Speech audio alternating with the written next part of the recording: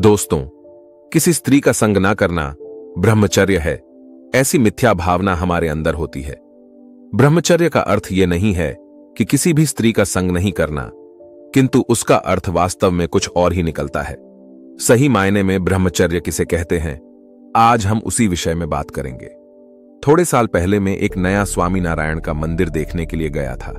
स्वामीनारायण के मंदिर बहुत ही भव्य होते हैं, तो मैं देख रहा था सब तरफ।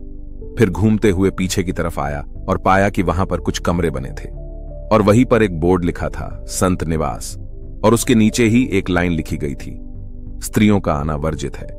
तो वहां पर दो साधु कुर्सी पर बैठे हुए थे। तो मुझसे रहा नहीं गया, मैंने स्वाभाविक पूछ लिया, महाराज आज्ञा हो तो एक प्रश्न करूं। उनकी सहमति से मैंने पूछा, यह लाइन क्यों लिखी गई थी? वह बोले, कौन सी लाइन? तो मैंने कहा, स्त्रियों का आना मना है यह लाइन। तो उन्होंने उत्तर दिया, बेटा ऐसा है कि हम लोग ब्रह्मचारी है इसीलिए। तो मैंने भी कह दिया, महाराज यह लाइन लिखी है तो इसका अर्थ तो यही हुआ कि आप ब्रह्मचारी नहीं हो सकते। आपके दिमाग में तो स्त्री है ही, उसे बलपूर्वक रोकने का प्रयास किया जा रहा है, यह ब्रह्मचर्य नहीं हो सकता। तो उन्होंने पूछा, बेटा तो तुम ही बता दो क्या होता है ब्रह्मचर्य। उन्होंने तो यह सोचकर प्रश्न किया कि मुझे इसका उत्तर नहीं पता होगा, किंतु मैंने जो उत्तर दिया उनसे उनको संतुष्टि प्राप्त हुई थी। मैंने कहा था, एक बार बुद्ध खुली आंखों से पेड़ के नीचे बैठे हुए थे।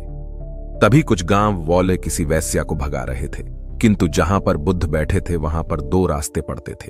तो गांव वालों ने पूछा, भगवान आपने किसी औरत को यहां से भागते हुए देखा है? तो बुद्ध ने उत्तर दिया था, कोई तो उस मार्ग से भागा अवश्य है, किंतु वह स्त्री थी कि पुरुष यह ज्ञात नहीं है। मैंने साधु से कहा, महाराज यह होता है ब्रह्मचर्य। जहां पर स्त्री और पुरुष का भेद ही ना रहे, वह होता है असली ब्रह्मचर्य। तब साधु को मेरी बात शायद समझ में आ गई होगी और बोले, बेटा यह हमने नहीं लिखा है, मैनेजमेंट ने लिखा है। हम तो बाहर के हैं और तुम्हारी बात सत्य है। फिर तो साधु के साथ मैंने 2 घंटे तक बातचीत करी। एक उदाहरण से समझाने का प्रयास करता हूं। एक बार 2 साधु अपने थोड़े दूर गुरु के आश्रम जा रहे थे। एक बूढ़ा था और दूसरा जवान साधु था। बीच में एक नदी पड़ती थी। वहां पर एक सुंदर सी कन्या किसी के इंतजार में बैठी हुई थी। जैसे ही 2 साधुओं को देख तो उसने विनती करी कि महाराज 2 दिन पश्चात मेरा विवाह है, तो हाथों और पैरों में मेहंदी लगी है। अगर पैरों पर पानी आया तो निकल जाएगी। कृपया आप मुझे उठाकर नदी पार करा दोगे? तो बूढ़ा साधु बोला, दूर रह, हम ब्रह्मचारी हैं, स्त्रियों को हाथ तक नहीं लगाते। ऐसे बोलकर बूढ़ा आगे बढ़ने लगा। पूछे जवान साधु आ रहा था। उसने स्त्री को कंधे पर उठा लिया। आधे रास्ते में जब बूढ़े साधु ने पीछे मुड़कर देखा तो पाया जवान ने तो अपने कंधे पर कन्या को उठाया है। बहुत गुस्सा आया, पर तब कुछ नहीं बोला। नदी पार करते ही जवान साधु ने उस कन्या को वहीं पर छोड़ दिया। आगे बढ़ने लगे।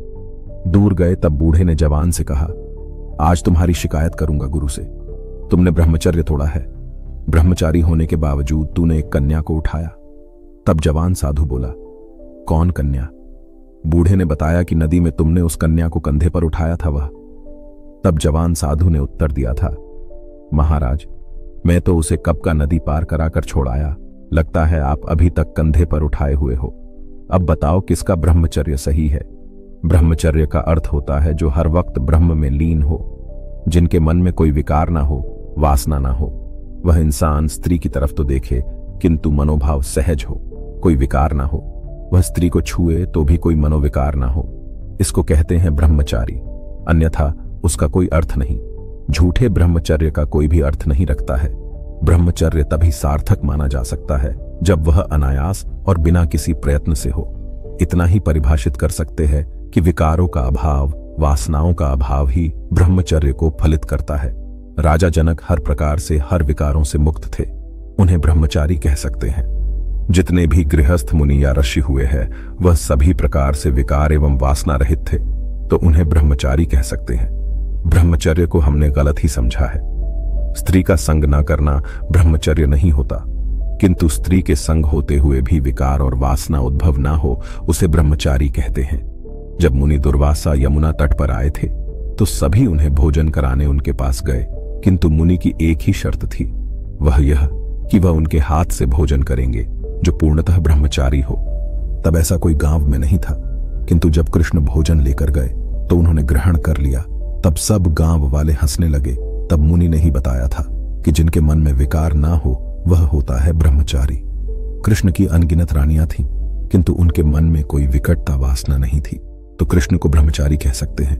तो बोलो, है आप में इतनी हिम्मत की विकारों और वासनाओं से मुक्त हो पाने की, तभी आप ब्रह्मचारी बन सकते हो। आप गृहस्थ हो या नहीं, उससे कोई फर्क नहीं पड़ता।